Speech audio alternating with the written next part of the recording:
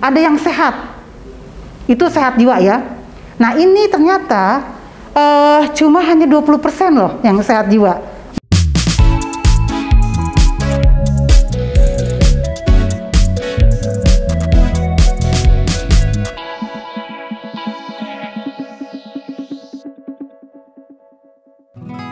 Apa yang terpikir di benak kalian saat mendengar kata rumah sakit jiwa? Stres, depresi, ODGJ. Pernah gak sih kalian penasaran dengan seluk-beluk rumah sakit jiwa? Apa saja faktor yang bisa membuat orang masuk ke sana? Bagaimana metode pengobatannya? Hingga mitos yang ada seputar ODGJ atau bahkan hal-hal unik yang pernah terjadi di sana. Nah, kali ini tim cerita kita berkesempatan mengunjungi Rumah Sakit Jiwa Dr. Soeharto Herdian, sebuah rumah sakit jiwa yang terletak di Grogol. Pada kesempatan kali ini, kita akan berbincang dengan Dr. Saifuni tentang keseharian para dokter, perawat, pasien, dan bahkan mitos-mitos yang beredar. Apakah benar atau tidak? Mari bercerita.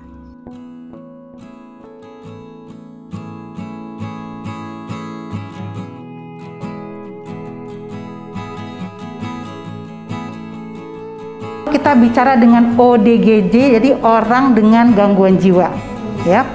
Sebenarnya gini, faktor-faktor penyebab orang dengan gangguan jiwa itu adalah multifaktor, banyak faktor, ya. Kita mengandung konsep yaitu biologi, psikologi, sosial dan spiritual,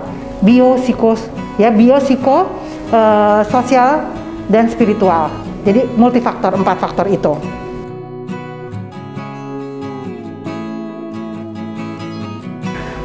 Sebelum dia menjadi ODGJ, ya, jadi gini, ada tingkatannya tuh klasifikasinya untuk orang dengan jiwa ya.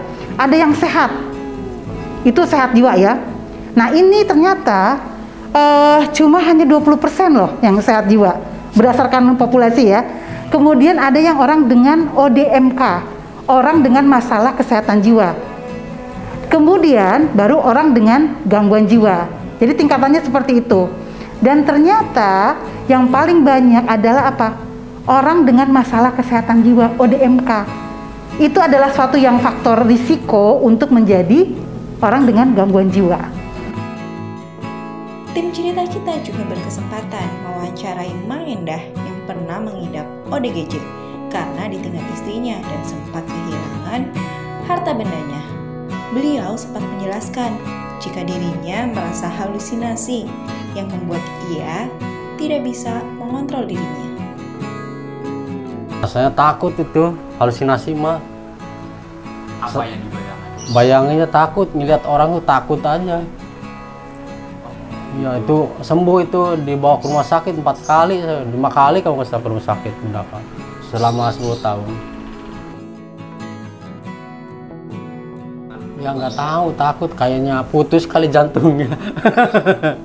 Sampai kayak gitu takut? Iya takut, jatuh takut terus pusing, takut sama pusing. Terus? Jadi tiduran aja itu selama sakit.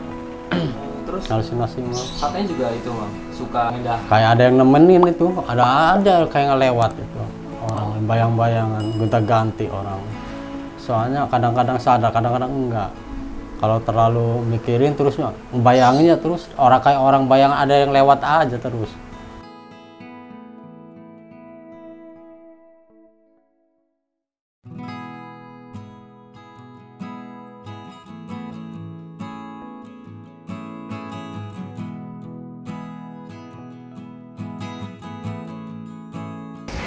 Ketika dia belajar sesuatu ilmu, dia ngotot banget nih, dan ada harapan kan yang ingin dicapai dia.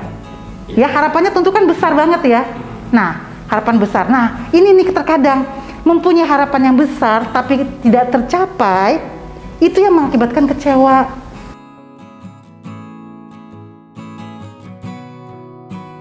Kalau orang dengan gangguan jiwa itu kan tadi saya bilang ada tingkatannya ya, ada ringan, sedang, ada berat ya. Nah, yang berat ini adalah kenapa dia disebut berat? Karena dia tidak mampu membedakan antara dunia yang nyata dan fantasinya. Ya, kita sebut RTA, jadi Reality Testing Ability. Dan mungkin juga ya kita sebut memang ada gejala psikotik ya, namanya ada gejala psikotik apa? Yaitu tadi berupa adanya halusinasi, misalnya seperti ada kayak suara-suara, misalnya halusinasi auditorik ya, pendengaran. Kok seperti dia ada yang, atau dia misalnya ada yang suara-suara yang membicarakan tapi sumbernya nggak ada. Nah, seperti itu salah satunya ya. Di masa pandemi seperti saat ini, menurut Dr. Saifuni, angka stres meningkat.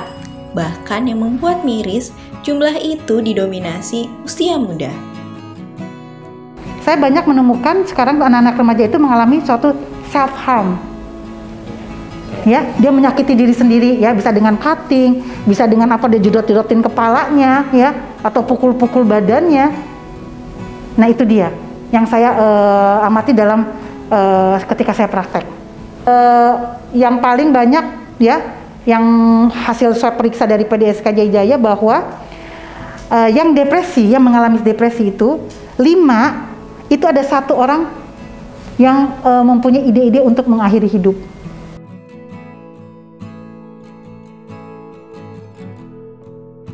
OJGD berat ya, itu otomatis kita bilang terkontrol ya. Jadi sama juga dengan orang dengan yang sakit fisik berat, misalnya hipertensi yang berat, DM ya, diabetes mellitus ya, kencing manis ya. Kalau dia sudah sering bolak-balik perawatan, tentu kan dia nggak akan lepas obat. Sama ini juga demikian.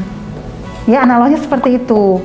Tapi kalau untuk ODGJ yang ringan ya, misalnya dia mengalami suatu reaksi stres akut ya, saya rasa bisa sembuh.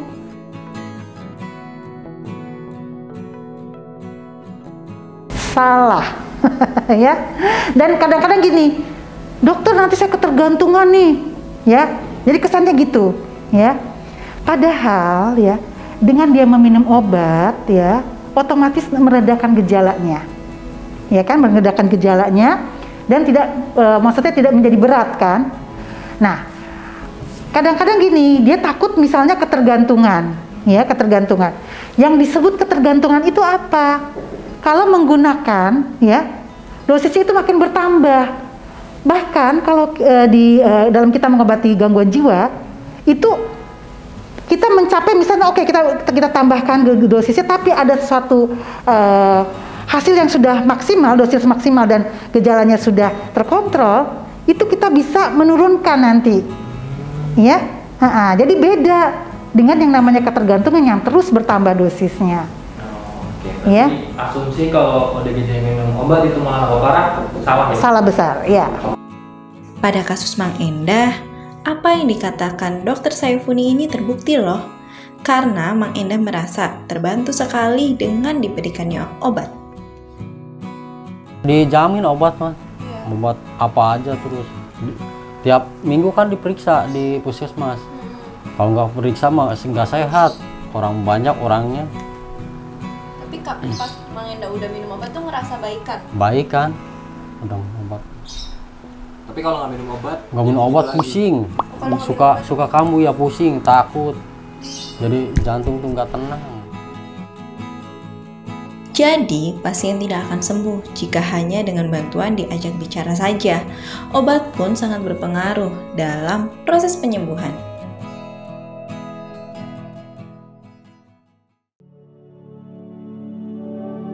Saya menginginkan untuk anak-anak muda ya, jangan cepet patah semangat ya. Nah, apa? Pola hidup sehat pertama.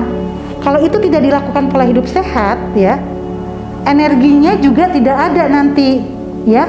Nah, semua harus pola hidup sehat tadi. Olahraga, oke.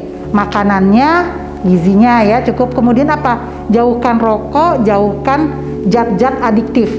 Ganja, morfin, ya, ekstasi, ya udahlah, bir, alkohol, jauhkan. Istirahat yang cukup, jangan suka begadang. Ya pakai ada lagunya, begadang jangan begadang, ya kan? Itu penting banget soalnya istirahat yang cukup ya. Ya kemudian apa? Nah ini pola pikir yang selalu positif. Ketika kita gagal dalam hal apapun, itu bukan akhir dari segalanya. Justru itu adalah suatu apa motivasi kita untuk mencapai sesuatu yang lebih baik.